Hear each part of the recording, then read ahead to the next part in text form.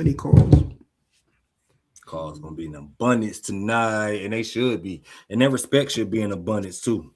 Mm-hmm. You know, Zion, you know how you can leave comments next to like a player on the Real app? Yeah. Do you know which player got the most comments tonight? Cadeau. Yeah, for sure. By a lot. More than Cam. More than Cam. Hey, bro. Love it. What I say, man? He's with us. The ghost of Hubert Davis pass coming back to strike again. He's with us. Cadeau had a Tar Heel shirt up under his jersey, no doubt. No, he had a Duke jersey on today. let me. Oh, you're not even on Twitter, so you ain't even see my tweet. I'm about to show you right now. This was Elliot Cadeau today. Oh my life, let's go. Cadeau definitely played for us, bro. Cadeau, he's with us. But you know what? He actually took care of the ball pretty well. He just shot bad, and I love the fact that 40% 3-point shooting percentage kept him so confident, bro. He just kept shooting it and kept shooting it and kept shooting it. Love to see it, bro. He said, "Yo, Monty says, all right, took off the fitted foot." Yeah, I knew it was gonna be like a lot of viewers tonight, so let's go. Hey, bro, I should have known how it was gonna be. I should have got me a cut. It is. Scruff lives forever. Oh man, we'll let y'all come in and wait. Hold on, let me check Twitter. Oh, I like that.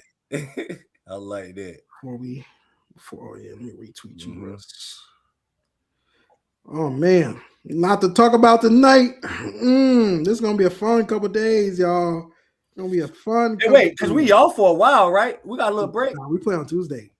Oh, okay. No, wait, who we got? Notre Dame. Oh yeah, we got a layup. But like it could be you need a layup after the night, boy. A hangover. We don't want no hangover though. Nah, that's important. That's what I was saying before we got on. Like the only problem about this win like this is that this is not the tournament, yo. Like the season goes on. We got to pick up the pieces and get right on. Like, Yeah. All right, there we go. I retweeted it. It didn't. It didn't tweet out on my Twitter. Yeah, it might just be struggles on the apps front, I guess. Yeah, we're about to go full-time YouTube, y'all. Sorry, but we consider the next episode going full-time. Hold on. We live.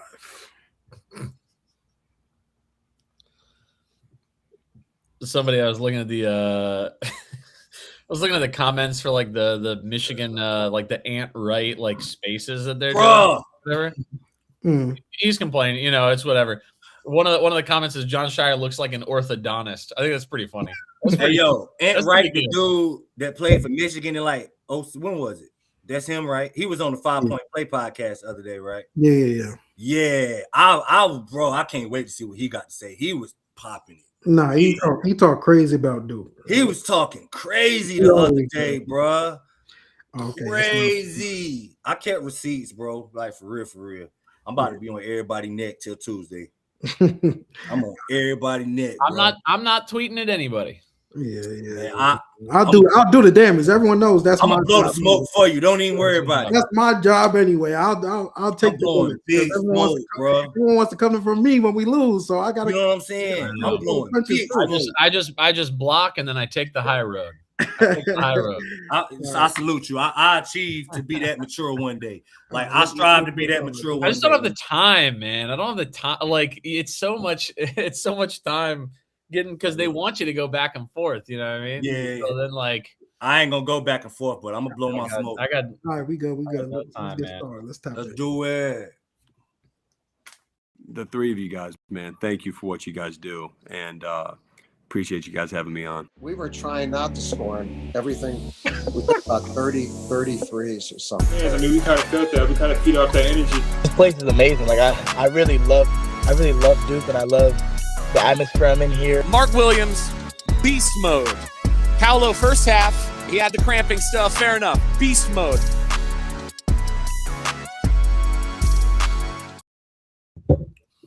What's good, y'all? We're back. Oh man, the Duke Blue Devils. Play the sound. Play the sound. Hold now on. you got to start off with the Undertaker sound, man. How you not start? You got to get the applause. Applause for the Duke Blue Devils. Yeah, that's what I'm saying. That's what I'm saying. The Duke Blue Devils left off 68-63 win over Michigan. A terrific game, heavyweight battle, maybe Final Four preview, maybe national championship preview. You sound really muted, Zion, because you keep playing the applause, and so it sounds like keep going. It drowned me out. Yeah, you're like behind it. I could hear what you were saying, but it was drowning you a little bit. It's all good. It's all good tonight, man. But yeah, Duke fresh off a 68-63 win, a heavyweight battle. Man, that's a classic regular season game. Shout out to Michigan, but Duke prevails 60-63. Now, I guess to proclaim number one team in the country and very much in line to secure the number one overall seed in the NCAA tournament. With all the doubts, with all the haters, is Duke good enough to, are they really a true top three team? Who have they played? They play in the ACC, Mickey Mouse schedule. Duke can't close games. Cam Boozer is the only player on the team. Cook, Zion. It's all silent now. Yeah. All the allegations have been beat at this point. Yeah. But fellas, I'm here with my guy Russ, Jamahal. Let's go. How y'all feeling? Russ, start us off, man. I mean, what a great game. I mean, like, I'm just really happy with the game. I thought, honestly, even before I knew how the game would end with, like, I don't know, 12 minutes left or whatever, I was just sitting there going, man, we've done really well. Like, everybody played well. I don't really think there was, like, an obvious glaring, like, this guy doesn't belong out here, of the guys who played. I mean, like, everybody had a moment. Everybody had a shot. Everybody had a defensive stop. Everybody had a dive on the floor. Everybody contributed. I just saw somebody said that in Dusty May's presser that he gave Nick Himania's rebounding a lot of credit for Duke's win. I know. I mean, like, just everybody came to play. There's a great game plan by the coach. Obviously, it helps getting their best defensive player in foul trouble, but clearly that was also part of the game plan, right? I mean, like, do what you can to get him in. And even once he was back in, Duke continued to drive at him, even with like 2 minutes left, where him fouling out wouldn't have really made a difference. I think they just thought, let's go into the body and let's see what we can do. It paid dividends. I was a little concerned we didn't open up the lead a little more in the first half, with Mata not playing very much. But then in the second half, I mean, we played just as well, if not a little better. I mean, yeah, I mean, like, what can you say other than, like, just we'll talk about every single player at some point, I'm sure, but every single player, every member of the staff, they deserve a lot of credit. Michigan is a really, really good team. I think they are very clearly, at least you'd call them like a top 2 team in the country at minimum. They've been beating the brakes off of teams, and not just like bad teams. They've been beating the brakes off of teams that are good teams. When we talked about on the last show, if we saw like Pat get 3 fouls in the first half or whatever, things could have gone the other way, right? Like, things can go the other way when you're playing a team that's really, really good. But luckily, I tweeted out before the game 3 keys to the game. We needed to play good transition defense. I said Pat needed to play 30+ minutes, and then we needed to make open threes. Played really good transition defense. Pat didn't play 30 minutes, but that's because Mata didn't play so much of that time. He would have played more, I think, otherwise. So he wasn't in foul trouble, which was more to the point. So he played close to it. He played 28. Yeah, check on box number 2. And then open threes. I mean, we hit like 32%, something like this. I mean, like, we made the ones that we needed, right? And then just drew up some great stuff when it was needed. The occasional offensive stagnation, that we've seen at times this year, but like, that's nitpicking when you're playing the other best team in the country and you emerge with a victory. So again, huge credit to everybody on our team. And again, Michigan made it very clear tonight that they are also very good. They're very, very good. Like one more open three falls and like we're all really sweating a little bit more than we were, right? But that's, we play really good defense. We contested most of the threes with the exception of one player who we just kind of let do what he would do. I'm just on cloud nine, man. Just a great. Wait, who's that one player? Well, it's Cadeau. I mean, in the second half, in particular, pulling punches. Wow. In the second half, no. I mean, I'm just saying that like he take the high road, man. They didn't get clean looks for most of the game, with the exception of in the second half some of Cadeau's looks. Like they did not make threes well in this game, and again, I think you'd expect them to make. What did they shoot percentage wise? I mean, it was 24. Clear they shot 24 from 3. Yeah, and what they shot something like 36% on the season coming into this game. I mean, they're a better shooting team than that. Especially like McKinney was clearly getting a little bothered. Maybe just he's young. He's going to get a lot better. He's a really good player. Just tonight wasn't his night. Yeah, I mean, like for the most part, we just did great in every facet of the game. And I was just watching the game, and so again, with like 12 minutes left, I was just kind of like, even if we don't win, we're a Final Four caliber team, title contender caliber team. We're acquitting ourselves on a big stage very, very well against a team that's been beating the brakes off of everybody. So yeah, I mean, and again, this is between Michigan and Florida. Those are the two most like physical big man teams outside of like Arizona's got a lot of size too, but like Michigan and Florida, the fact that Pat played as well as he did, that Cam played as well as he did against the two best interior defenses outside of Duke. I'd have to look. I'm not sure if that's theoretically it can't be. It can't get better than Michigan. It cannot get better than Florida and Michigan, bro. Arizona is 4th in 2-point percentage defense. Florida 6th. So like it's nitpicking, right? 2 of the 3 best interior defenses in the country, and Pat and Cam have acquitted themselves very, very well. And we got good looks. I mean, Slim got some dunks.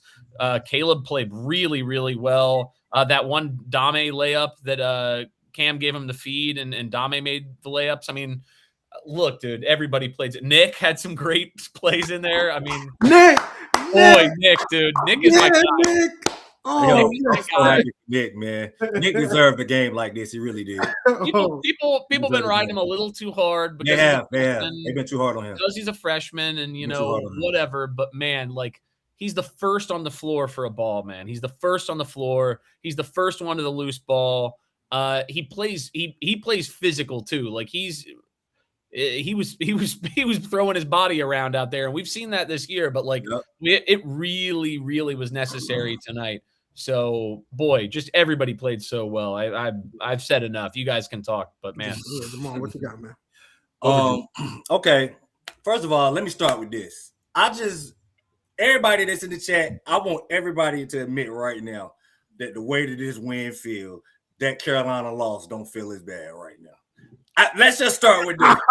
Hold on. It don't feel as bad. I know it don't. But okay, seriously, really proud of what this team did, bro. From the jump, this team, like both of y'all kind of said it and talking. Like I was comfortable with us with the way we played and the fact that all right, like cool. If we win, we win. But I like how we saw literally from the jump, from the opening tip, Pat gave a shove to Burnett literally right off the jump, and I was like, oh yeah, we really gonna be here with the physicality today. And then Slim in the first few possessions had to dunk on Mara. I was like, okay, like the fact that everybody was gonna be excited that we won the game, cool, but the fact that we won the game in a way that people probably wouldn't have expected us to win. If coming into this game, if I was like, Duke was gonna only be 6 for 19 from the 3-point line, a lot of people would have thought Duke was gonna win, or Duke wouldn't win this game.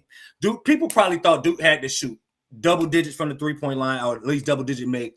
Cam Boozer had to have 25 and 13. I mean, you can't say people. We thought that too. Yeah, exactly. And that's what I'm saying. Like, and I said that. Like, literally, I had on the TikTok post I had posted this morning. I said like this would be like a big game, like a legacy type game for Slim. Slim played pretty well, but it wasn't like a game like to remember from Slim. Like he shot the ball inefficiently, but he made plays down the stretch. Bro, y'all realize we out rebounded Michigan 41-28. That's beautiful. Dominated Michigan on the inside, and that's the story of this game. The fact that this wasn't a gimmicky win, this was not an outlier win for Duke. Nobody can say, well, okay, Mara did have foul trouble, but honestly, what Mara was 22 minutes. That was around, like, Russ, you know more stats than me. I'm pretty sure he don't play more than the minutes he playing right now. Like, he probably plays around like 22 to 25 minutes a game. Averages 22.6 minutes per game. He played 22 minutes. So the foul, like, you know what I mean? Like, there's nothing that people can say that Duke only won because of this. If this doesn't happen, like, Duke, honest to God, bro, the game never really got away from either team. But from start to finish, Duke was the better, more physical, most dominant team all game, bro. And, like, that's the part about it that I love, that we beat Michigan pretty much in a fashion that nobody thought we could beat Michigan. Like, we won an ugly game against, like, one of the teams that people thought that you couldn't win an ugly game with. We, like, forced them to play our pace. Like, and I honestly think that we all knew that kind of Duke was flying a little bit under the radar, but this should shed a little bit more light to how good defensively this, because holding this Michigan team to 63 points, I don't even really know what they did in transition. I don't got that. But fast break points, they only had 7. They had 7. Like, I'll take that all day long. You know what I'm saying? So, and much of that was the first half. Like, they started the game 8 of 10. Like, they were cooking us in the beginning. It was Yaxel that was really cooking us. And that's another thing. Like, Michigan is not a one-on-one team, bro. The way that Yaxel was going off, it looked impressive. But I was like, okay, Yaxel's doing this. The whole rhythm of the team will be thrown off by this. Like, this is not what Michigan does. Michigan hasn't been winning by Yaxel going out here looking like the player of the year. That's why he isn't as high up in the player of the year race, because he hasn't been that dominant like that all year. He doesn't normally play like that, but shout out to him, bro. He went out there to make a statement. It's just like, I felt like that played into what John Shire wanted to do, man. Shout out to him, bro. Like, everybody, please shut up, please, with your questions about John Shire, about what he can do in close games. And I'm glad that this game had to be won down the stretch by Duke too. We beat all the allegations, bro. Love this win. Love this win. Like, even to that point, like, Yaxel was a dog. Like, that's like a little bit of Caleb Wilson first half. Like, I'm tipping my cap to you, because we want you to take jumpers, and you out here just knocking everything down. He gets to his spots whenever he wants to. Yeah. Like, I was like, yo, he's just a dog. Like, at this point, you know, but the jumpers, I knew that had to cool off. I knew you weren't gonna hit us for 7 threes in a game. That's not you. That's not your body. But, you know, kudos to the defense, because the defense locked in after those first, I want to say, 8 minutes. Like, the pace slowed down. I think that's something we noted last episode. Like, we have to slow down this game. And once we slowed down this game, Michigan couldn't really do what they normally do, especially getting out in transition. I think we limited how many turnovers we had. We had 11 total. They had 7.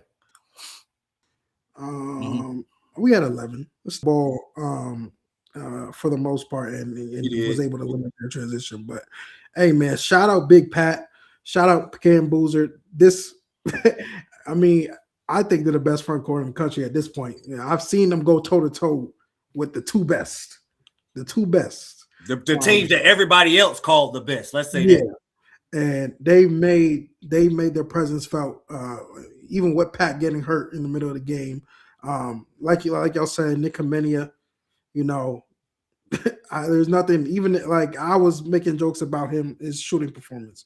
We didn't even need his shooting tonight. He attempted 1 3, but this was always kind of how we said he would affect the game. It's the intangibles. It's not the stuff you see on the box score. Like, even him embellishing Mara, picking up his 3rd foul. That was huge to get Mara off the floor.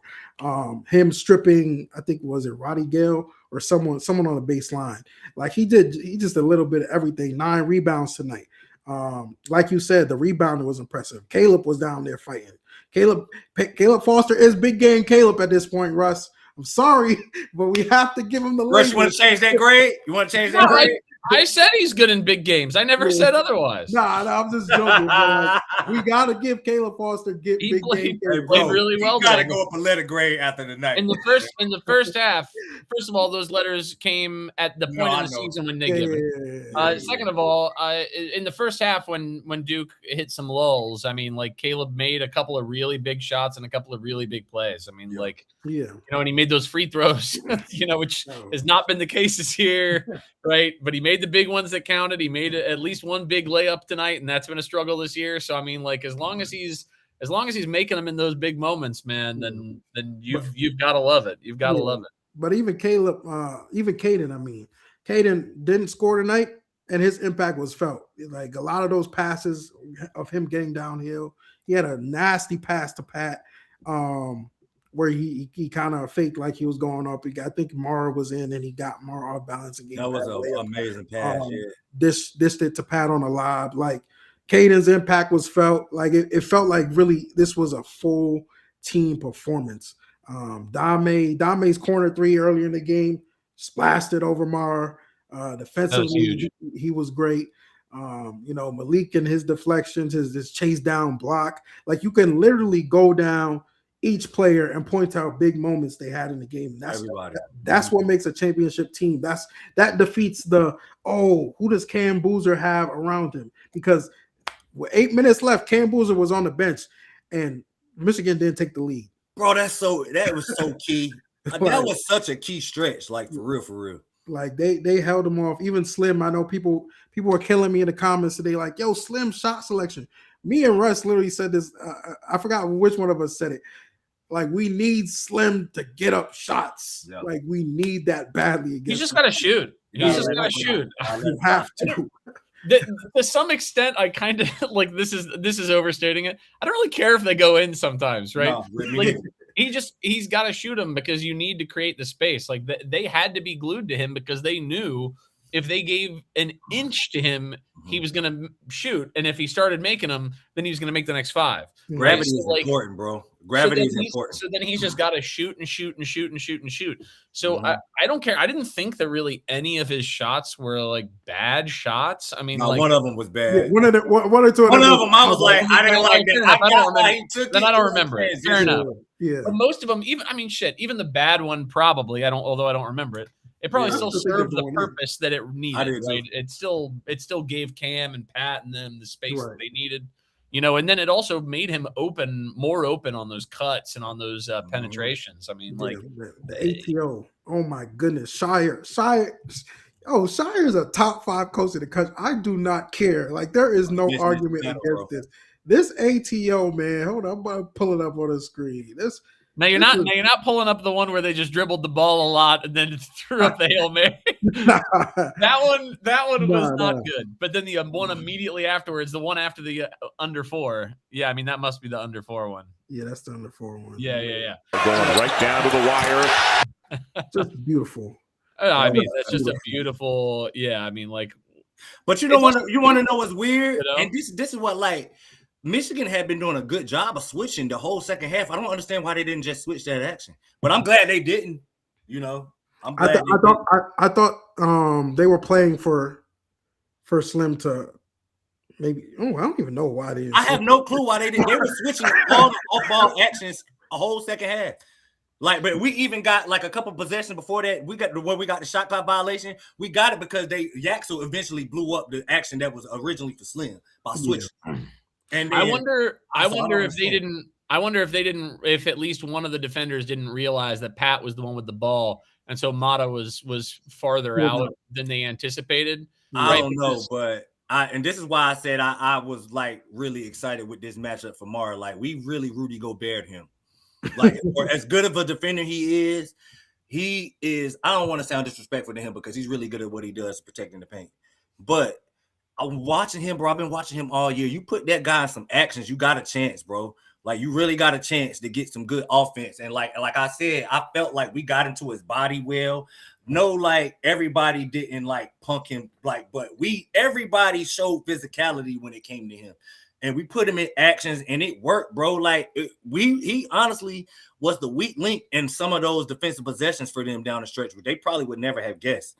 You know what I mean? And that's what like that you just kind of never really know. Like a guy that if we had him to the point, if we couldn't execute to the point that all he was able to do was play backstop, Duke would have lost that game. But shout out to John Shire continuously putting that guy in action, making sure that there was no way that he was just going to be able to stand there and just guard the paint tonight.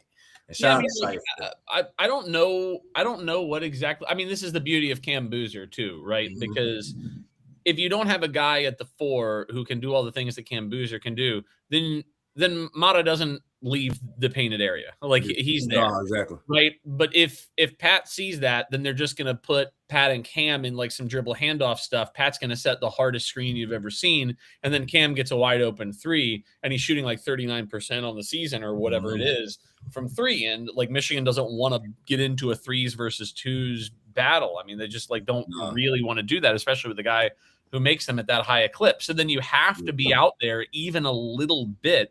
And you could even see in that play, he doesn't even have to come all the way out because his wingspan so enormous, right? Like he can still be at the elbow more or less and defend the perimeter, but like that little bit of space and Pat's passing ability, I mean, that gives you what you need. I mean, like, and again, this is why when people have been concerned all year about like, why is Pat initiating so much offense from like outside the 3-point line? Why is Cam initiating so much outside the 3-point line? Wow. It's for matchups like these, right? It's for Michigan, it's for Florida, it's for Arizona, it's for all these sorts of things, because otherwise teams, if we put Pat down low and said, all right, post up, then we're playing to their advantage. We have to play a style of offense, especially with the guy that we have at the 4, to try to draw people out. And like that's the way to get a huge upswing on those big physical teams that we're going to face in the tournament and the games that matter.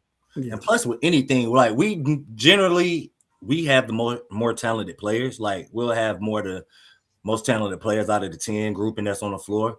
Spacing is everything in basketball, y'all. And I keep trying to explain to people that's upset, like that see Pat constantly in the high post or constantly above the 3-point line initiating offense, and I'm just like, okay, you really don't. Even if Pat goes 4 for 25 on the 3, like those 4 are on film. The way he looks, shoots it, like it matters. Like teams see that does wonders for the spacing, bro. And like Russ was saying, you need spacing, especially against a team that's as big as Michigan. I felt like us being able to draw them out, and we didn't go crazy from the 3-point line, but the threat of the guys, like you said, with Cam coming off those pick and rolls, if he's the ball handling pick and rolls, the threat of him coming off of that is just enough to raise the defense just enough. Like, and we did a good job of doing what we had to do, man. Proud of this team, bro. I'm not gonna hold you. Yeah, and I feel like we haven't talked about Cam, man. We talked about Cam 18, 10, and 7, 2 blocks, battle foul trouble, still played 34 minutes. National Player of the Year is locked up. It's over. Yeah, it's a wrap. It's been over anyway. It's really over. I felt like Yaxel, honestly, with the injury of Toppin, if Yaxel played well enough and Michigan won. That's what I was thinking. I felt like Yaxel could throw himself into this conversation, but I feel he only scores 14 points a game, though. I mean, like they like somebody with like gaudier. I mean, like honestly, the player that I would have thought would be like a better chance. I mean, I'd have to look up his stats real quick. But like if Iowa State got a 1 seed, Josh Jefferson is doing like 17, 8, and 5. I mean, like he's playing an unbelievable season. It's just that like Iowa State doesn't get the sort of hype that like Duke, Michigan, even, Texas Tech, because they beat, Duke and they've beaten like some big teams, right? Like Iowa State just doesn't have the hype, but like they could still get a 1 seed. I mean, I think they were a 1 seed on the thing this morning. So yeah, I mean, I think especially with Houston losing, I mean, I think they're on track for the 1 seed. So I mean, whoever it is going to be a distant second, but it's a distant second. I mean, like I don't know what the odds are in Vegas, but it's going to be like minus 2,000 or something for Cam. I mean, like it's a Zach Edey level runaway with the thing. Like there's no point, there's no bother, right? Like that's locked up. Other questions are more interesting now. Yeah.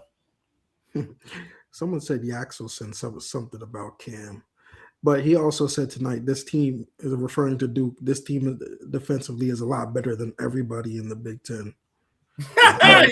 You don't say. You've been trying to say that all Hey, bro, like that's what I just been trying. I just really like. I'm so happy that that's how we won, bro. Because that's been my argument to everybody that's been wanting to like. I'm like, okay, Michigan is really good, and the Big Ten at the top is really good, but there is not a team that is close to the level that Duke is defensively in the Big Ten at all, other than Michigan. That's it. Like, that's the only team that's like. Illinois is really good too. Like, and it's like I think it's as solid as Michigan State is defensively. Duke is on a different level. Illinois doesn't even defend though, I think. No, but I mean they're pretty good because of their size. Yeah, exactly. Illinois is bigger than Duke, so like they have good positional size. So like generally, like just by that, like they can play good positional defense. They don't have to be elite. But remember how bad the Duke defense was from like December 20th to like January 20th. You know what I mean? Like, remember there was like that month where it was like, what is happening with this team, dude? Like, what is the defense? What is this? And now like this might be the greatest defense we ever seen in Duke. Honestly, that was a question I was gonna ask. And by the way, I saw someone commented earlier. I forgot to respond to it. You call in, speakpipe.com/crazycast. We got a lot of calls tonight. We're not going to get to all of them. It's over 40. But the question I was going to ask was, is this team already better than last year's team defensively? Defensively, probably. I don't think this team is better than last year's team in total yet. They could achieve more. Yeah. But yeah, I mean, in terms of defense, it's certainly possible. Like talent-wise, defensive talent-wise, obviously last year has more, but I think as a unit, for sure, it might be. I don't know. Yeah, honestly, I think this year's team has more defensive talent because Khan was a really good defender. Like, he knew how to use his body and play angle. He wasn't extremely talented defensively. He knew exactly what to do. Yeah, but they had Snow last year.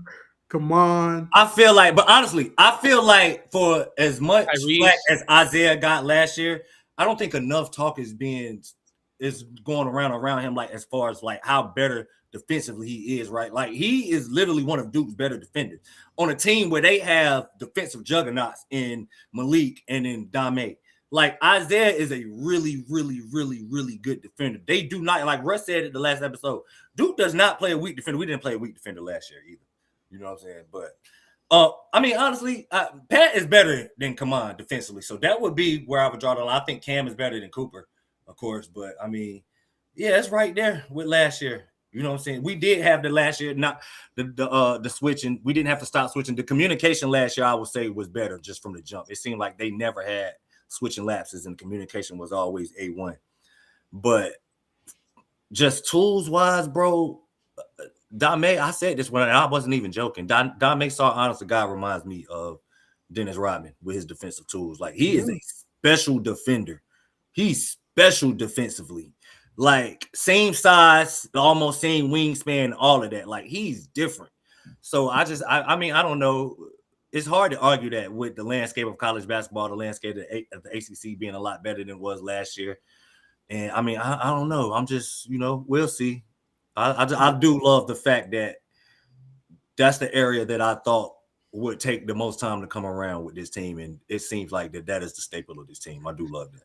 I do think there's a chance that last year's team was better, but because they were winning by 20 to 30 in so many games, they just like took their foot off the gas at like 10 minutes left in every game and just let the other team just sort of play loose and didn't really care.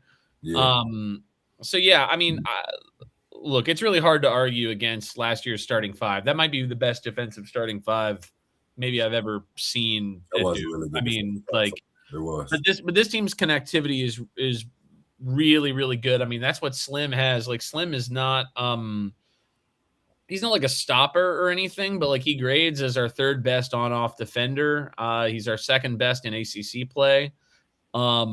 Just his minutes tend to be incredibly productive as a team on defense. Another guy that's really good at this, Nick Amenia. Really, really good about this. Again, fourth on the season, actually first in on-off defensive rating in ACC play. Again, it's like bench minutes. It's way fewer minutes, so it's skewed a little bit. But like, I think it does point to the fact that he is a very plus defender when he's out there. And then Dame and Pat are obviously maybe two of the best defenders in the ACC, if not, the country. Caden's really underrated on defense. Caleb, when he's locked in, can really make some things happen on that end. Malik, I didn't even mention Malik with all the deflections that he has.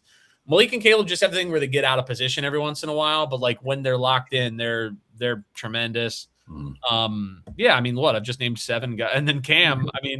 Look, it's still the number 2 defense in the country, and he's playing almost all the minutes. You know what I mean? So like, even though he seems like one of the weaker defenders on the roster, and that narrative got to stop about him. He is a good defender. He's lazy sometimes.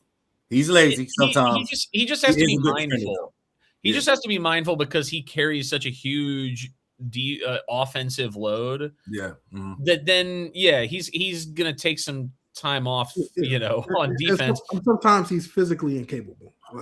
And sometimes, like against Merez, there were at least a couple of back downs where Merez just kind of got to his spot exactly how he wanted against Cam, right? And again, Cam could try to play more aggressive to counter that, maybe, but then it might risk putting him into even more foul trouble, right? That's so in the same way that I don't have to look back. Obviously, a worse defender. I'm going to name a way worse defender, but I am reminded of the workload of somebody like a Jabari Parker who had to carry a very heavy offensive workload, and then on defense. Now he also had to play out of position, but Jabari's defense was not good. He wasn't, and people were like, he's not even trying. It's but how can he though? He's the whole offense, right? So, different season, different type of thing. But I do think that maybe Cam, he's just had a couple of notably bad performances on that end that stick in people's mind. But in general, he's part of a team unit that is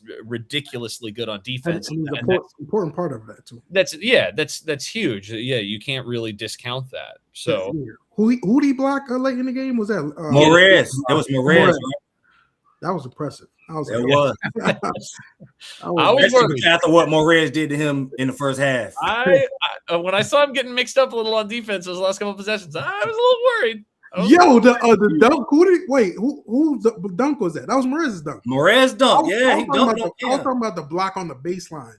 No. That's why it was Morez that he blocked, right? Who did he block? Maybe he blocked him twice. Someone was saying in the comments. I was a little worried. Yeah, that dunk where everybody stopped. They didn't show a replay.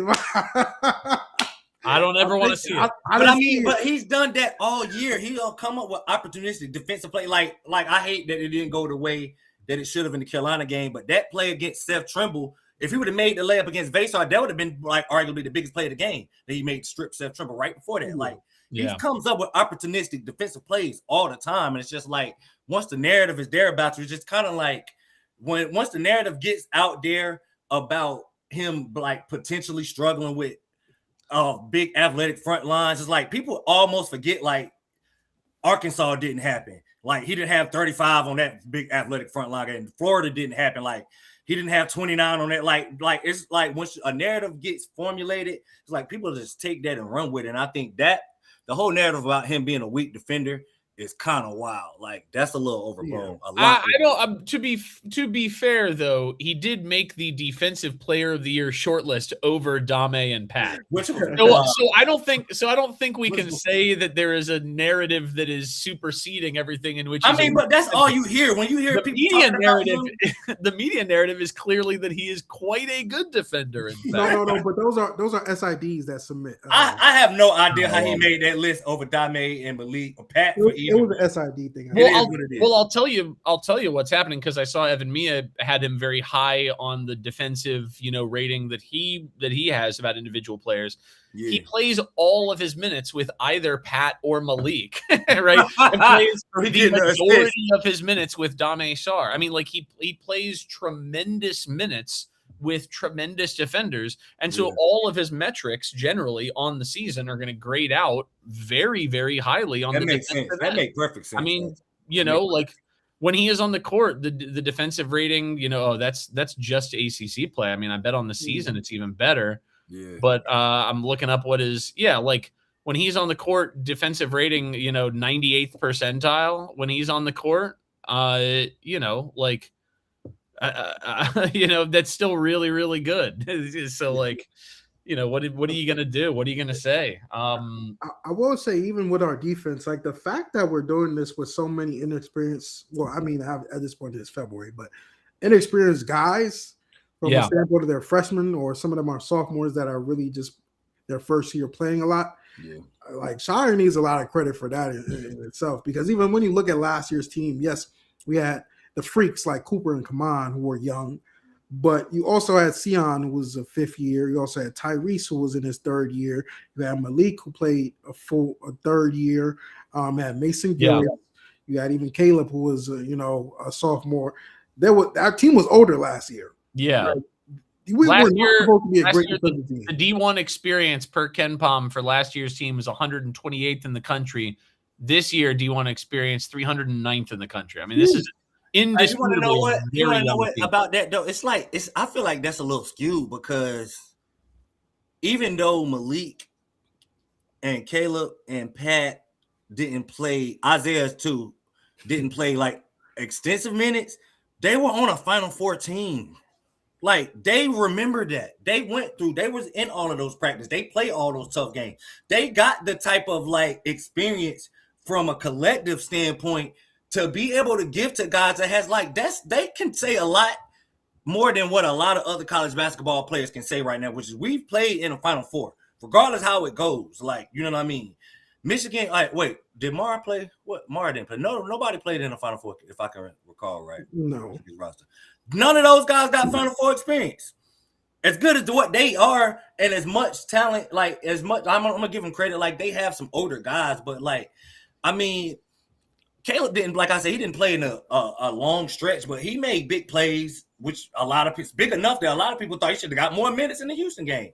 Like, he played on the floor in the Final Four. So, like, I think a lot of that is just kind of like, and yeah, you do want older guys, but I think a lot of that is kind of overblown because of the fact that everybody knows that the majority of our offense is going to come from a guy that's never been through it before. Yeah, but I still think it's still a more impressive feat to do it with, guys. It is, absolutely. It does matter. It matters for physicality. It matters for, composure. I mean, even if you haven't played in the finals, I mean, like, you've still played in a ton of big games, and knowing what to do when the rubber hits the road, and to not, let the moment get bigger than you, I do think is huge. I mean, like, that is that's why Shire has talked about, wanting to build a roster with a little more experience. Obviously last year's team being ridiculous and having the departures that it did, I mean, like, led to this year's team being a little more inexperienced. And obviously we're supposed to have a guy who would have been, a senior this year in Cedric Coward, who would have given a lot more experience, right? Like, so bro, imagine this team. Well, I know it's ridiculous. It's ridiculous. This team would be. I mean, but then you never know, because if we'd have got Cedric, I don't think we'd have got Dame Sarr. Well, no, we don't get Dame if we get Cedric. But yeah, I mean, does on the defensive end. But this year's team, the goal of it is to bring back as many of these guys as possible to build, right? To build some of that experience. I mean, like, I think that's why they're going to look at a balance of guys who are going to be one and dones, a couple one and dones, guys who are multi-year guys, and then some transfer, options, when those present themselves. So, like, Shire wants to do what these other teams are doing. It's just last year was so incredibly good. You're not going to keep those guys. They're going to go. And then this year just ended up being, by happenstance, a lot younger. Last year, I thought we had the perfect balance. That's why it hurt so bad that we lost to me. Well, yeah, we felt like we had as perfect balance as you could get with youth and experience, but yeah, man, we done moved on from that train. What a win, man! What a win! Huge win! Huge win. He said, "Does this make us number one?" Hey, bro, if anybody else get a vote, I'm gonna be so mad. It should be unanimous. Unanimous. Writers, it should be unanimous. Like, there's nothing else. There's nothing left to see. And it don't matter in the grand scheme. And usually for a non-conference game like this, like when we beat Gonzaga a couple years ago, it was like, sure, we'll be number one, but that was November. early December. Who's number 2? Houston, and they lost early in the week. Yeah. Then it'll be. I don't know if this means that Duke will be the number 1 overall seed. Arizona's number 2. Arizona number 2.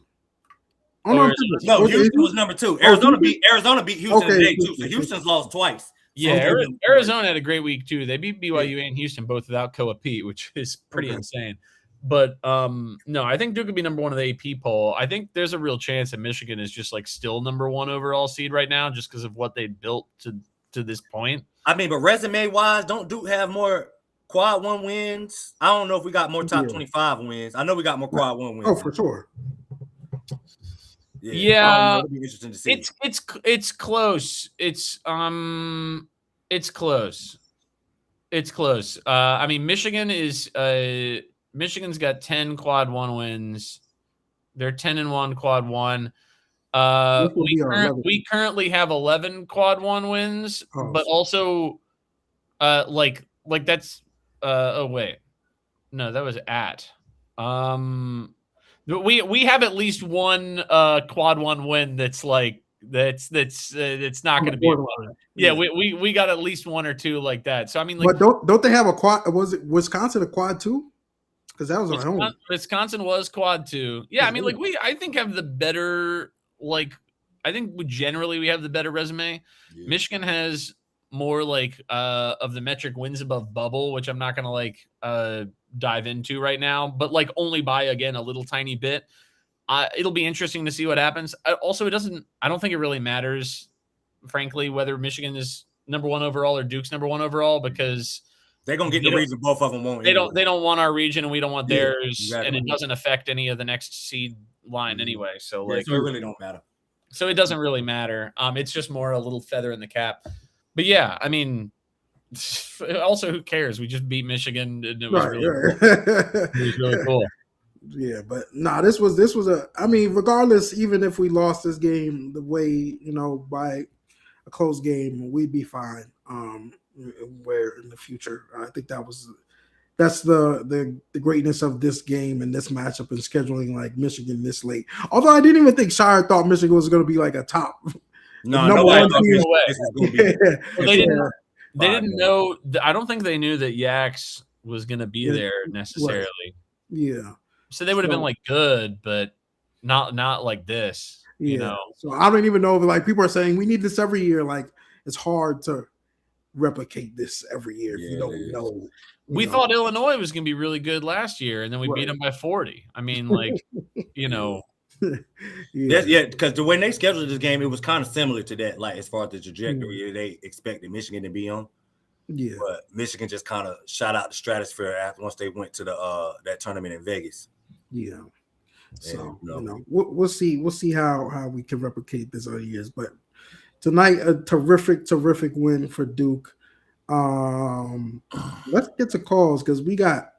Call's gonna be busting. Let's go. Yeah, let's get a few because I got a hard out. Busting. Oh man. Let me get. Let's go. I'm gonna listen. I'm gonna move rooms, but I'm listening. I'm gonna mute. Go ahead, move. I hope we got some Michigan calls too. I hope Michigan calls. Hey, if you're, I can't even tell because we have so many. But if you're a Michigan fan, I'm sure Michigan fans are still listening to this. Mm-hmm. I'm sure I've seen some of them hating in the comments. A lot of them crying. It's okay, man.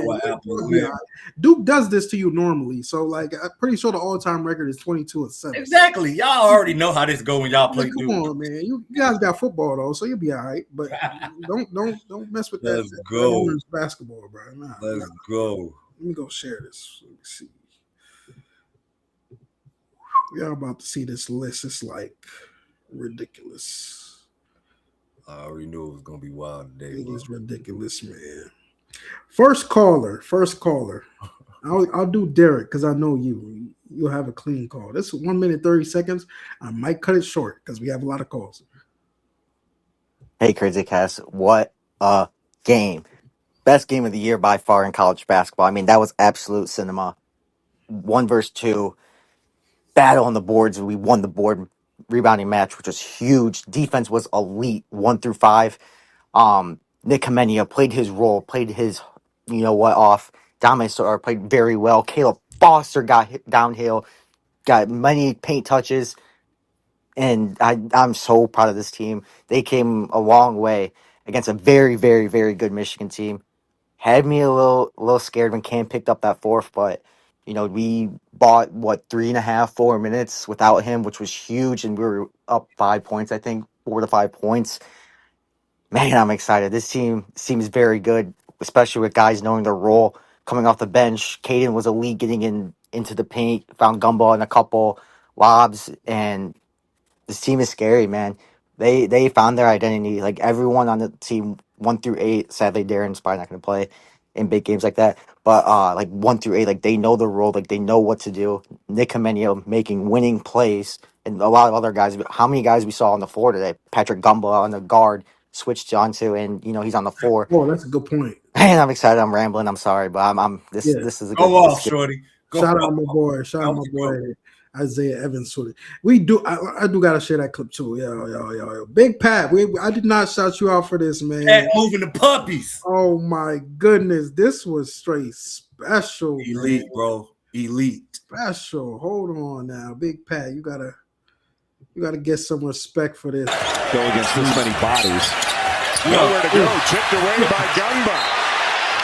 And they end up. My goodness. LJ Kaysen thought, oh, mismatch. I have a mismatch. And I'm not going to lie. Kaysen was hooping, too, at that point in time in the game. Kaysen, other than Yaks, was making the most plays for Michigan. Nah, he was. I will say, Michigan, if you're a Michigan fan and you're listening, the fact you guys didn't put Kaysen in more over Cadeau. I have no idea why Cadeau played 29 minutes, but I love it. I love it. That Let's go. Man sees Duke and he just shrinks. Oh, same old Cadeau, bro. We knew what it was. Same player, man. Pat, if Pat doesn't get ACC Defensive Player of the Year, then it's a crock. You think he's gonna get it? I mean, no, probably not, because people see Malik. Like Malik's flashier, you know what I mean? Yeah, Malik is more of the brand, but Pat, he's Pat is the most important defensive player in the ACC and the most impactful. I mean, like he is. I could rock with that. I can rock with it because even tonight, his rim protection is real. That is a real thing. Marsha, if this is the Marshall, he said 0 chance Pat gets it and he deserves it 100%. Yeah, I mean, like that probably is the case. Like it's like Coach of the Year.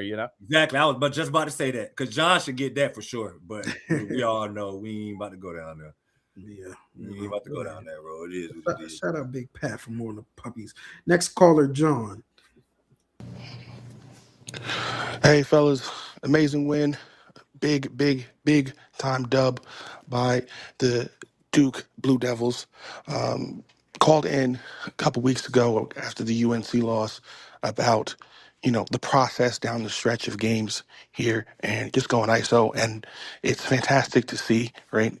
Last 5 or so possessions that even though there was a little bit of, ISO sprinkled in, one, we got better outcomes on those ISOs, got a goaltend, got a foul called. They also got really, really fantastic shots, running plays, right? Like I think 3.5 minutes left, you get an Isaiah Evans dunk off a back screen, possession or two later, you run the same sort of play.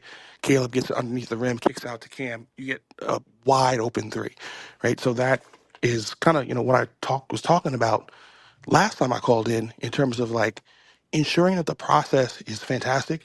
We have the players to get great shots every single time down the floor, down the stretch.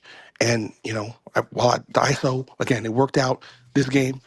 And I just don't. I never thought it was the best way, for us to go about it. So I'm super happy to see that we, leaned into a little bit more structured offense, and didn't just have Cam go save us, down the stretch there. Huge win. Hope this, trend that we saw in this game continues. Love. Appreciate you, John. I did think though, he brought up the ISO. The ISO worked. That's all I was gonna say. It's amazing how the narrative changed when the shots go in.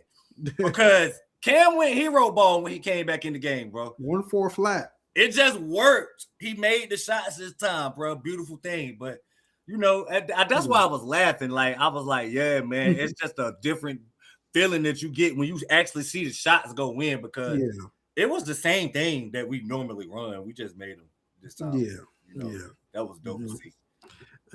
Next call. This is a 5-second call. I hope you behave, Anonymous. Let's go. Okay. Shout out to you. Pretty simple. Pretty simple, Anonymous. Y'all don't waste the callers with the. Come on, Pretty man. simple, Anonymous. Put that in the comment section. Come on. Yeah, no, for real, he really could have commented. Corey Smith. Corey here, longtime Duke fan. This is another Caleb Foster masterclass. Put this up there with all the great games he's had over this season, last season. Where's Russ? Where's Russ? Masterclass for him. Of course, Cam will get all the highlights and praise, which he should. But man, Caleb Foster was just unbelievable in the second half down the stretch. Shout out to Pat Gomba, had a great game. I thought Malik played great as well. Honestly, I'm quite surprised how much of the game we played without Dame and Nick Kamenia, like switching those two out. I'm honestly very surprised by that. Just an all-around great game. I believe this is John's second win versus the AP #1 team. Unbelievable. This team is just so amazing to watch. Another game where we held an opponent under their season scoring average. Anytime Duke has held an opponent below 69 points this season, we've won.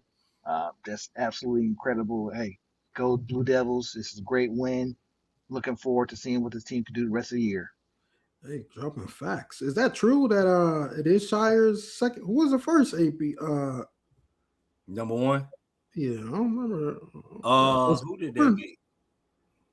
I Niggas can't are- remember. Was Houston #1 when we beat them? Nah, No. not that. Nah. I don't think Houston was #1 and we beat them in the tournament. All right. I can't remember who it was. Can you remember who was the other one? Who was the other #1 team John beat?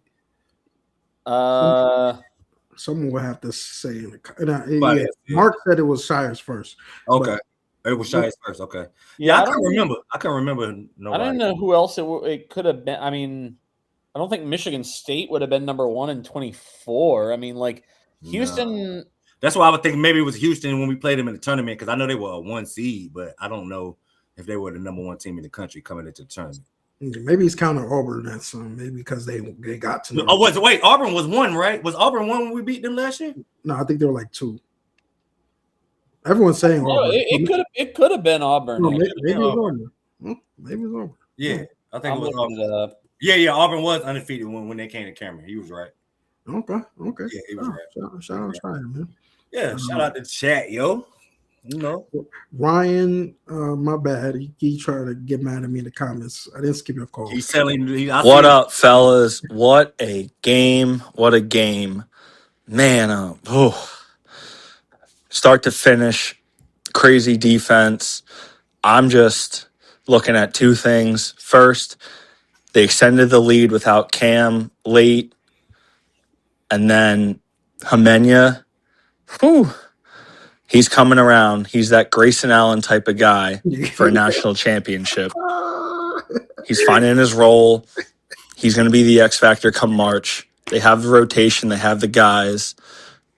What a win. Let's go win 6. Yo, I've been seeing that all over my conventions. He ain't going to never beat the Grayson Allen allegation now. He's never going to beat him, bro. He's never going to beat the Grayson Allen allegations after this game. I'm telling you. Russ, what you think about that? Next caller. Next call. Hey, yo. High roll Russ, man. High roll Russ today. Mike B going back in. What's up, guys? Crazy Cast. Man, you guys absolutely cooked me after the UNC game. That is my fault. I was being emotional. It was the UNC game, and I said we don't have any killers. I was wrong. This is Mike B right here. I'm sorry. I should have started with that. Holy fuck! What a game, guys! What a game! We mucked it up in the paint. We slowed it down. We did everything we needed to win that game. And goddamn, I mean, I'm doing revisionist history here. I was so upset and emotional after the UNC game, and I said we don't have any killers.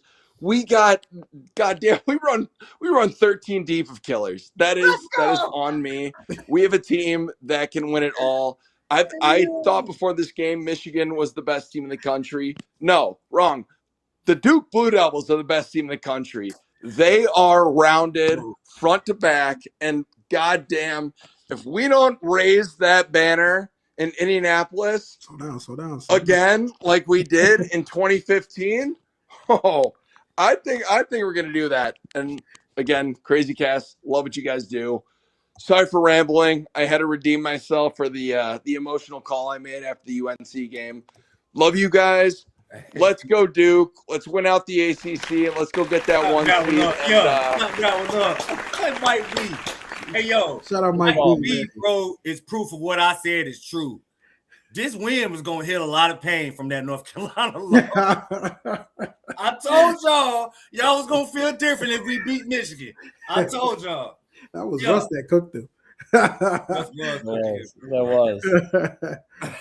was all right. I was right. He knew I was right. Shout out to Mike, and shout out to Mike B for the accountability, man. Nah, for real. He knew that he was emotional. You know what I mean? Shout out to Mike B, yo. Yeah. Shout out Mike B. All right, next call to Bentley. 11 seconds. Let's freaking go. What are they going to say about Shire now? He can't coach. Freaking stupid. Bull crap. Biggest win in Shire era, I feel like. Curious to know your guys' opinion. Let's go, baby. Duke, let's go. All right, I love the speed of the call. I love biggest regular season win. I listen to that, but he got bigger fish to fry as far as bigger wins. Like, is this the biggest win? I guess the regular season. Regular season wise, regular season. It's only that or Auburn. Yeah, I love. Who is that? Who is that just called? Bentley. Yeah. Bentley, my guy Bentley dropping the Freakins and the bull craps. Nick Kamania is getting compared to Bentley next. Bentley's right. I love the 11-second call. I love the sentiment, and yeah, I mean, like Shire acquitted himself beautifully tonight. No notes. Let me get this 2-second one out the way. Anonymous. Yeah.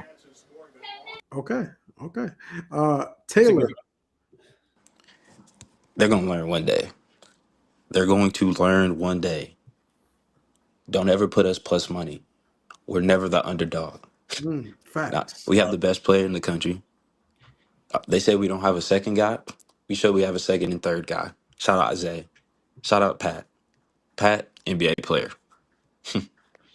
Nick, love the effort. Caden, he's growing up in front of our eyes. Shout out you, Russ. There's nothing this team can't do. This team tonight, if they didn't make you a believer already this season by what they've done tonight, you should believe. You should believe that in Indianapolis on a Monday night in April, we're going to be there. You should believe. Shout out Quinn Cook, because we're never the underdog. Let's go. Peace. I like he got caught in a windstorm for like 2 seconds of that call. Did you know that? Oh no, I played the Oh, that was your. I thought somebody dropped the bomb for him. That's the fun flex bomb right there. Yeah, I thought somebody had dropped the bomb for him. I'm with you, Zion. I'm here with you. We need a more defined Funkmaster flex drop. I just thought dude got caught. I thought he was skydiving for hey, bro, I promise to God, I was like, bro came with his own sound effects. He was ready.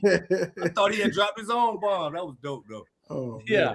Yeah. God, how good would it be if a guy called in doing his own drops on the call? I shouldn't say that. Now that's encouraging. Yeah, great call. Great call. I wonder what Duke's record is when Duke actually is plus money in Vegas. I mean, it happens so infrequently. I was literally telling my wife that I cannot remember the last time that Duke was just flat out the betting underdog. I mean, I have to think in 2024, it must have happened at some point after we lost that Arkansas and Georgia Tech game. Well, yeah, that's what I was saying. It had to be in that season. It had to be in that season. Literally. That Purdue game, we were definitely at least that's 3 years ago. Yeah, that's been a long time since Duke has been a underdog, like the betting underdog. But hey, Now you know. Now you know. Don't ever do Duke it. is never the underdog. Yeah, I'm gonna look. I'm gonna try to see. I couldn't remember, bro. I Look was it literally up. talking to my wife about I mean, that. Carolina in 24 at Carolina. Almost certainly, we were an underdog. Okay, that would make and sense. we lost. Yeah, it was that team. Yeah, it had to be that team with flipping. But I think that was probably the only game, at least. And then Houston was almost certainly the favorite in the tournament. Yeah. And then I'm gonna look at 2023 also. Yeah, Purdue was almost certainly the favorite. And we got massacred in that game. Yeah, that was like the first time in a while. I was just like, yo, are we good enough as a program? Somebody said well, I was there. It's because you told him. I was there. I was there on the ground floor. I was sitting courtside for the Xavier game. Everybody was tweeting me pictures of me making reactions at the Xavier game, and then I had good seats for Purdue too. And I saw Zach Edey walk out, and he was so big that I was like, "Oh God, we're in trouble." And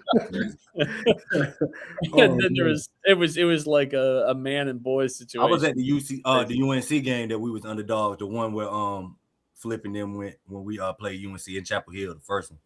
I was at that game. Oh, yeah, that was and Tennessee would have been favored too. Yeah, I mean, like, so what? We've probably been Vegas underdogs 4 or 5 times under Shire, and frankly, we haven't. I think this is only the second one. At UNC in 2004, somebody just said it. Yeah, I was at that game. That game was wild. That's the loudest environment I've ever been in my life. And I've watched Michael Jordan play in the playoffs. Yeah. That UNC Duke game was the loudest, like the one in Chapel Hill.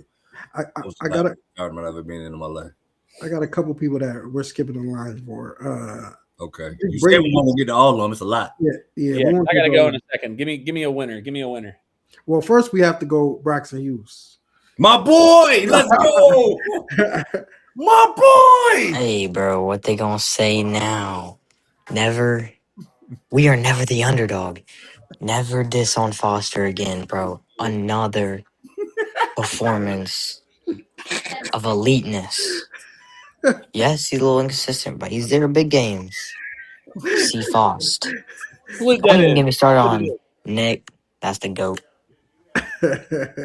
Braxton Hughes, man. Shout out Braxton Hughes. Put that in. I did have somebody who's texted me a bunch of angry texts about Caleb Foster in the past did text me tonight, and he said, "Wait, I'm gonna read it. I'm gonna pull it up." Shout out to my guy. He said, "Caleb looks completely different. It's not about the numbers. The poise jumps off the screen. That man is gonna make the league." Love the optimism. All right, yeah. I really want to pull up like some of his previous texts and send them back to him, But no, I mean, hey, that's just how you feel after a big game. That should shoot better. He got an outside shot at it. Yeah, Caleb's a jumper. I mean, the numbers on a 3-point shot got to be pretty. Yeah, he got positional size, so he'll get an opportunity. We'll see. But hey, almost 40% from 3 after today. I mean, that's good. Yeah, he proved it. It was accurate all season. Mm-hmm. Another one of your favorites, Russ, Brady Johnson. What a win! What a freaking win! I can't even put it into words right now. I am just so proud of this team. So proud of John. Shout out John, man. Like, those adjustments and that inbounds play that he drew up to get Isaiah Evans the ball at the rim, just wow. Like, the man is just growing so much as a head coach. I am so freaking proud of him. He deserves every bit of praise. Probably in with his baby, man. Because gosh knows, I gave him a lot of crap after the Houston game last year, and obviously he's still got a ways to go, but this was a really freaking big win for not just John Shire, but for this program. Like, we're going to be number 1 in the AP poll, and I know it's the AP poll, but also if you look at the reveal that the committee gave just today, then you know we're probably going to be number 1 overall in the country, and that gives us a lot of leeway. And man, I'm just so proud of this team, so proud of this program. Now let's go beat Notre Dame on Tuesday night. Get caught looking ahead. We gotta win. Shout out to him for not overlooking Notre Dame. Love it. I just put it together. My man Brady sounds like Kevin from The Office. You know, you see him with that. I'm so freaking excited. He's hitting with the Kevin. He's dropping the chili. Hey, everybody is coming trying to sound like they putting their Quiet Storm voice on. Like it ain't no females on this show, guys. Like I like Bentley and Brady giving us the freakins. You know, I love it. You know, like we're gonna get some like Connors and Tanners to call in. You know, some Bradens. You know, yeah, man, that was a great one for me to sign off. Is he a hostage? Hey, yo, shout out to Shaq Black. Shaq Black be cracking crazy jokes in the comments, bro. I be reading the comments, man. Somebody listen back to that call and see if there's any SOS in there. If there's any like conspiracy codes in there, you know what I mean? Wait, hey, I gotta go, guys. Enjoy the rest of the. No doubt, man. All right, yeah, I gotta bounce. It's bedtime for the kid. Go be a father. No, man, be easy. Go Duke, baby. Great win. We'll take a couple more calls. Let's go. Is this Marshall? I wish. Shout out Duke, massive game. Had to run to the bar across the street to get a shot at tequila. I told myself, if we win this game, I will get a shot. So I'm feeling great, up in the clouds. It's time we have a conversation about John Shire as the best defensive coach in the country. That's true. Routinely a top 10 defensive coach in Ken Palm ever since he entered college basketball. Routinely makes great coaches' teams look horrible on offense. He mucks the game up. He slows things down. He plays how he wants to play. Best defensive coach in the country, hands down. I don't disagree. He ain't wrong when he's right, no. Like, wrong when he's right. We just said, like, even the personnel that he has this year wouldn't really give you the feel that, okay, this could be a top 2 defense. It could be a good defensive team, but yeah, they've blown past my expectations. I honestly did not think this team would be this good defensively. I really did. Like it's going down as one of the better Duke teams defensively of all time. Was that Marshall? Marshall, if you're in the chat, because it said Marsh, so I'm assuming it was you. Don't be going across the bar to get tequila. You old enough, brother? Russell, he was in the clouds after one shot. Let it go, man. All right, let me get to I'm picking them randomly now, so don't get mad. Whoever's in the comments, I did see a JD. Okay, JD called it. All right, fellas, I wanted to go ahead and call in right now. JD, I've called a couple of times before. I just want to go ahead and say this tonight, right? Tonight's win is for all of those Duke fans that stick by John Shire and stick by Caleb Foster. If you weren't there, ride or dying with John and Caleb, get the F out of this chat tonight. Let's go, Duke. We're never the underdog. Hell yeah. Yo, speaking of, hey, listen, bro, I feel where you coming with the energy, man, because there was a lot of wafflers in the fan base, especially on Caleb, bro. Caleb deserves a lot of credit, man, for stepping up.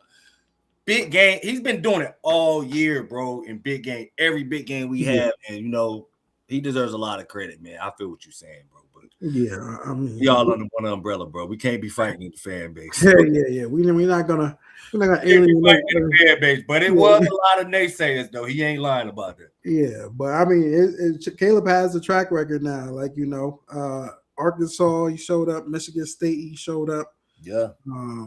You know, even parts of UNC, I thought he was good in UNC. He was. If we won that game, he would have been highlighted.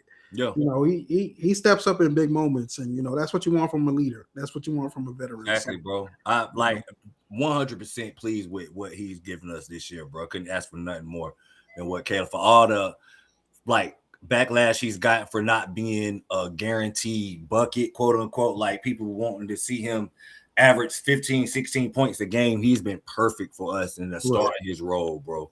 So salute to Caleb Foster, man. Right. Shout out Caleb, man. Paul D, you've been in the comments too. I'll play yours.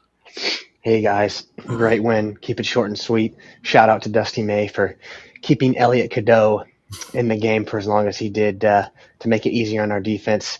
That backup point guard was much better And for whatever reason, Dusty May decided to keep going with Elliot Cadeau. So thanks, Dusty. For real. You, Dusty May.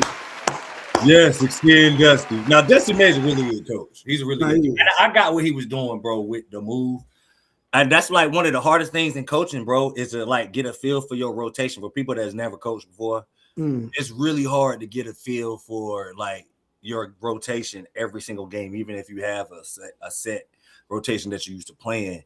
Feel for the game is important, and he just didn't want to go away from his guy. This game meant a lot to Elliott. Like he said it. He was boisterous about how much it meant to him. Yeah. So he didn't want to go away from him. You know what I mean? Thank God he didn't, though. Thank God. Thank God. Thank God he didn't, you know what I'm saying? Because Kaysen was frying us. I'm not gonna hold you, bro. Yeah, I was watching him like Kaysen was cooking, bro. And it's like Kaysen was like doing stuff like he had a couple of plays where I was like, yeah, fellas, good D. And he just scored anyway. Like he had an up and under. Yeah. He scored on Malik, and I was like, yeah, man, get Kaysen up out of here, bro. Like, get him up out of here, man. He cooking. You know, I kind of to your point. I mean, I joke on Elliott a lot, but you know he has been playing really well this year, and he has been beating them. So, like, you know, I don't think Dusty is just gonna quit on it. The guy who's helped them get here to this point. But now that he has this tape, he may consider in a rematch. Like, yeah, I mean, but truth be told, he didn't really play bad. He just shot bad. He only had one turnover.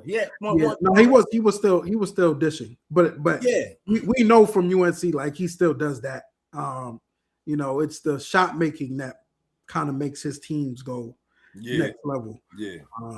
You know, and then his shots tonight. We got the UNC jumper tonight. Thank God for it. Yes, sir. Cool. 4 games losing streak, buddy. Yeah. Oh, yeah, he is on a 4-game streak to 2. All right, let me pick another random one. Here we go. Let me go to this anonymous one. Or Matt, you're 16 seconds. I like that.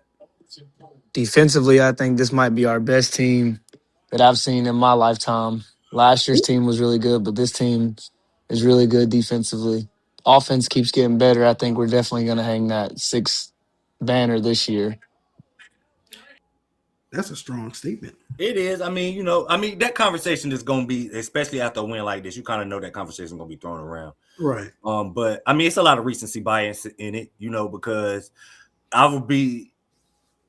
it's interesting to say like how the guy, you know, how he brought up the people jumping off the bandwagon or like getting on John and Caleb. Like it was a lot of people jumping off of the Duke defensive bandwagon. Yeah. ACC play started. Like, you know what I mean? And so people were singing a different song about this team defensively. I don't think last year though we ever saw defensive stretches like we saw this year at the beginning of the ACC play. Like that squad last year was just locked down. I mean, but like I said, recency bias plays a factor in this, and how can it not? You know what I mean? Especially after we get it was similar like to the statement that we made against Alabama in the Elite 8. Like how Alabama the game before just like set records, man. Everybody was like, "Oh my God, what can we do against this offense? Like who can stop this offensive juggernaut?" And if Michigan has kind of been viewed like that offensively. So yeah, you know, after a performance like that, you're gonna hear that. And having this game in February, I think, I mean, it was harder last year because we just ran through the ACC and there was no one really that was going to compete with us. Yeah. Having this game right in the smack of before March Madness gives us a real litmus test of how good is this real team, or how good is this team. I know we had Illinois last year. Actually, we had Illinois without Morez Johnson. Exactly. You know, but I think this was obviously a way bigger test. And, you know, they passed the test. So both teams came in playing well, bro. Like, it's not like Michigan was coming in reeling. Like, Michigan just made, like, a statement win against Purdue the other day that had the entire country buzzing about them. Like, you know, so. That game actually kind of gives, not that, obviously, this is not the tournament, but how Alabama, I think, destroyed, who was it, BYU? BYU, yeah. Yeah, and then we thought, like, everyone was like, yeah, Alabama might do it to Duke. Then Duke goes and smacks him in the face. We are different. About that vibe. We are different, and I hope y'all understand that now. You know, take a couple more. Kyle not flip. Oh, Jeff from Memphis. Is that Australia? Memphis? I'll play you, bro. Everybody wants to talk about Boozer, and they should. But shout out to Hemenia and Gangba. We don't win this game without them. Huge rebounds from Hemenia, and Gangba's defense was stellar. Yeah, pretty much. We covered a lot of that. I mean, Yeah, Pat. agree. Pat. I think I came into the season with Slim and Pat being my top two favorite players. I think Pat is taking my number one. That's your new favorite guy.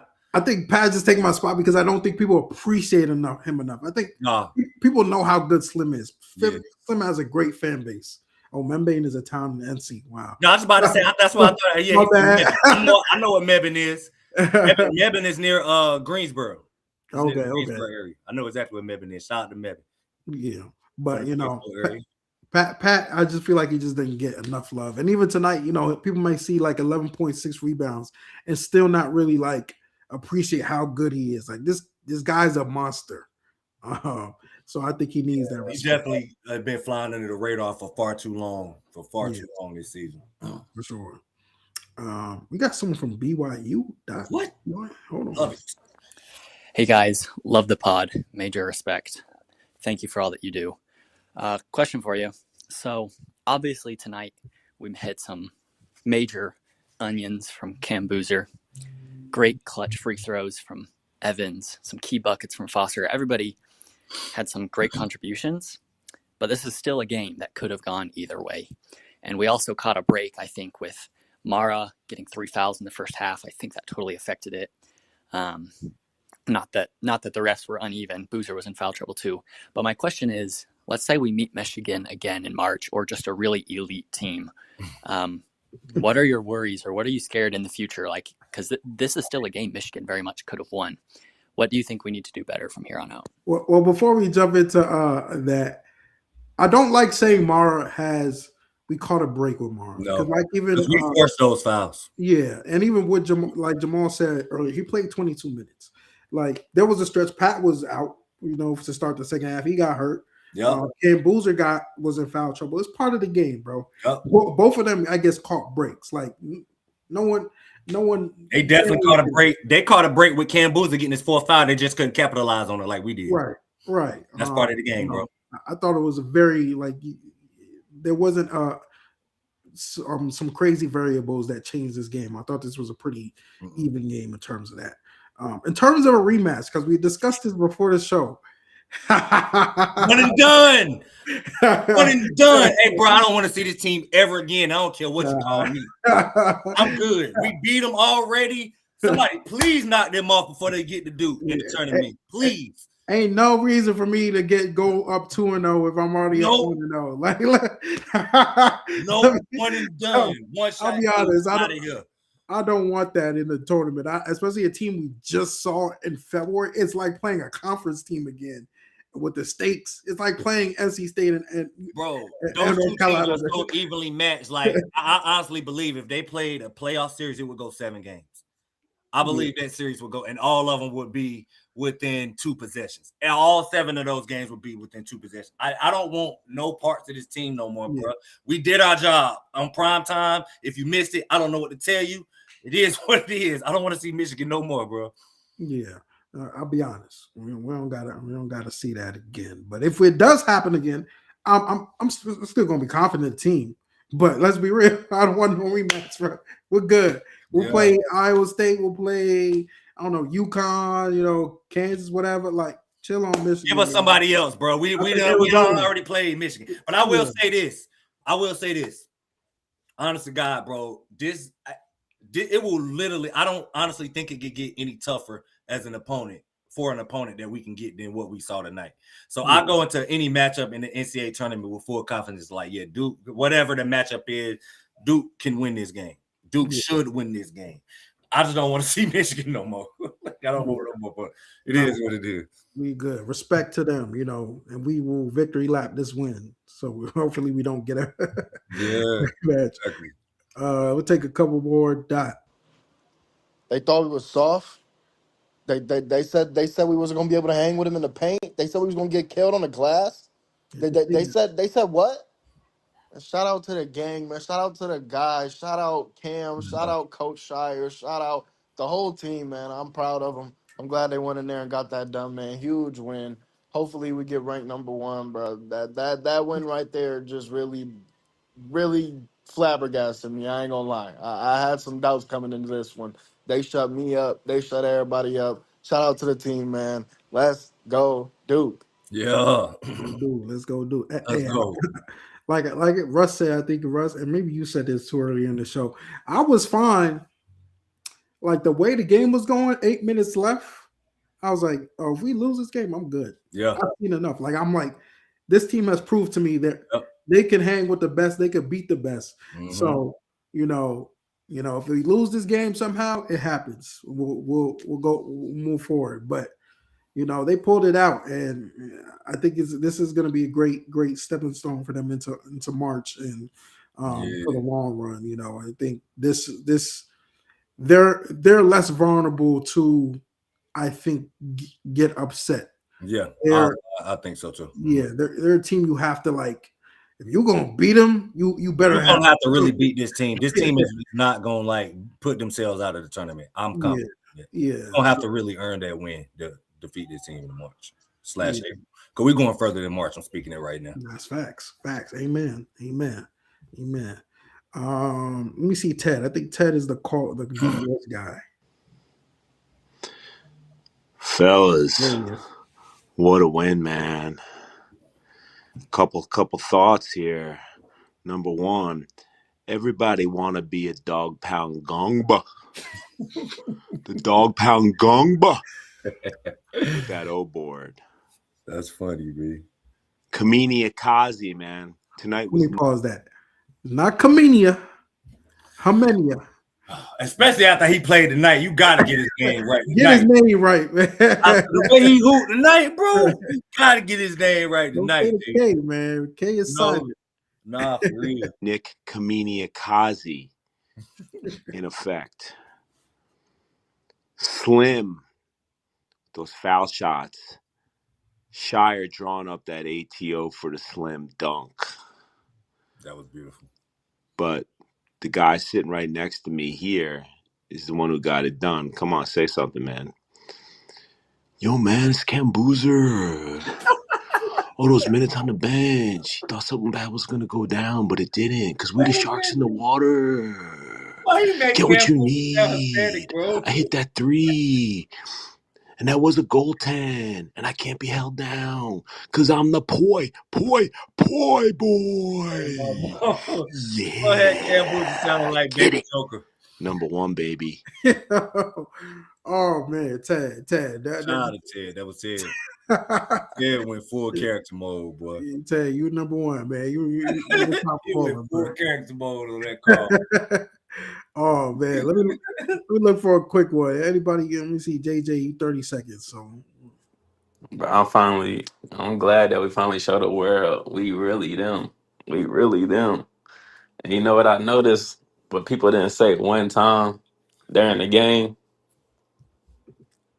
Who's gonna step up when Cam Boozer's not in the game or Cam Boozer's in foul trouble? Man, everybody stepped up, bro.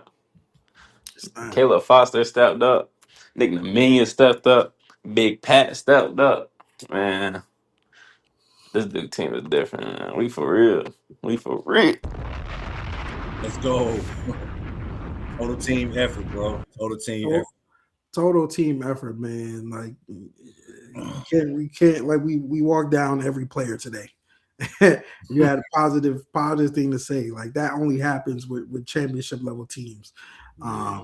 So this was a great win tonight, and we'll see where we build off from here. But hey, I'm trying to go. I think I'm gonna try to go find some receipts. Do that. I've been saving them. I've been saving the receipts. I didn't save enough. I was mad I didn't save enough. So receipts. I can't wait to see the party gonna start. It's gonna continue on TikTok Live if y'all want to continue on. Tap in, my guy. Breakdown all together. I've been keeping them TikTok receipts for sure. It's going up. I know. I got to get Jalen Rose. I got to get. I might have to get sleepers. I might have to get we'll see. I got Yaxel. Yaxel told us this was the greatest team ever assembled. He said that this week. Just do what Wisconsin did. I heard it what he said on the field of 68. They asked him when Jeff Goodman and them was all blazing Michigan. How did anybody beat you guys? Like, just do what Wisconsin did. I heard all that. Brett made me so mad, bro, and I'm glad we beat them in a fashion that will nothing the way Wisconsin did. Yeah. We got a blueprint. It's a different blueprint out there now, courtesy of John Shire and them boys. Salute us, please. Yes, sir. And if y'all got any receipts, send them to me. DM them to me on Twitter, Instagram, whatever. Like, I'm about to collect them and just air them out, all of them. Yes, sir. But we appreciate y'all. You got any final thoughts tomorrow on this great night? Excited that we won the game, bro. It's important that everybody remember the season is not over, y'all. We still got a job left to finish. Like, I know we all celebrate. We feel like we won. This vindicated the Houston loss, but we got Notre Dame in a couple of days. So Notre Dame, man. No, it is what it is. But great win, bro. Super proud of the guys, man. Great win. Yeah.